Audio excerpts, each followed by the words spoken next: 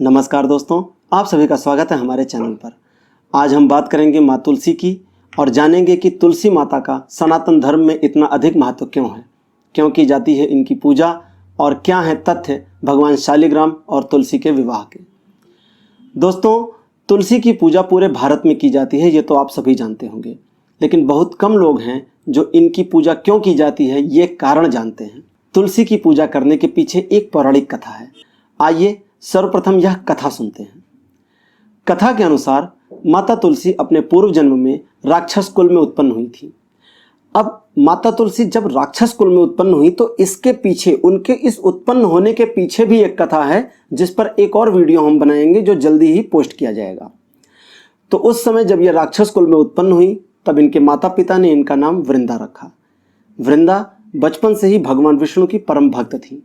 जब वृंदा बड़ी हुई तब इनके माता पिता ने दानवराज जलंधर से इनका विवाह कर दिया।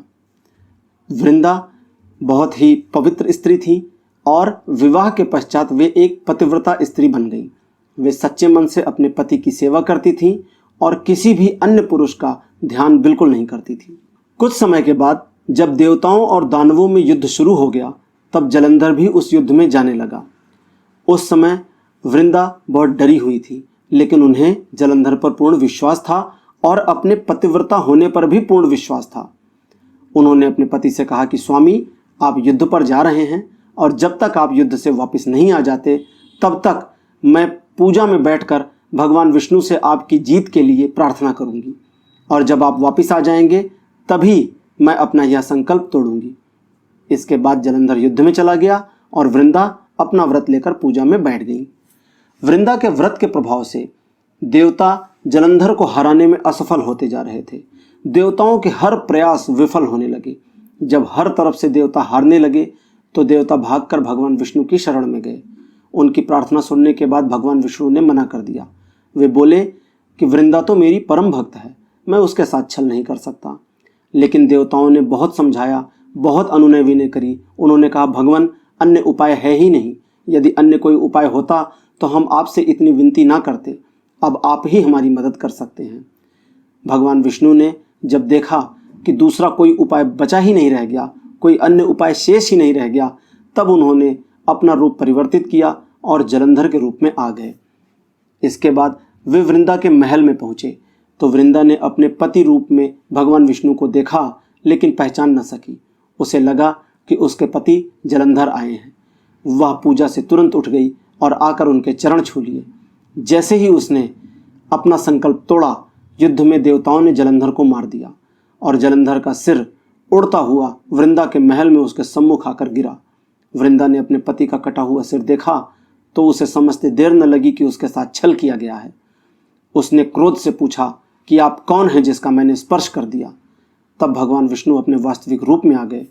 वृंदा को यह सहन न हुआ कि उसके इष्ट देव ने ही उसके साथ छल किया था। वृंदा क्रोधित हो गई और उसने स्वयं के साथ किए गए इस छल के लिए भगवान विष्णु की शक्ति को साक्षी मानकर उन्हें ही श्राप दिया कि आप इसी क्षण पत्थर के हो जाओगे। और तुरंत ही भगवान विष्णु पत्थर के रूप में परिवर्तित हो गए। हर तरफ हाहाकार मच गया।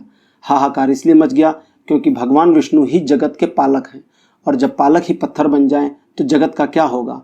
देवता भय से कांपने लगे। माता लक्ष्मी भी विलाप करने लगी। माता लक्ष्मी वृंदा के पास आईं और उन्होंने वृंदा को समझाया, उससे प्रार्थना करी कि वे उसके पति को श्राप मुक्त करें ताकि जगत के पालन का कार्य अनवरत चलता रहे, न रुके।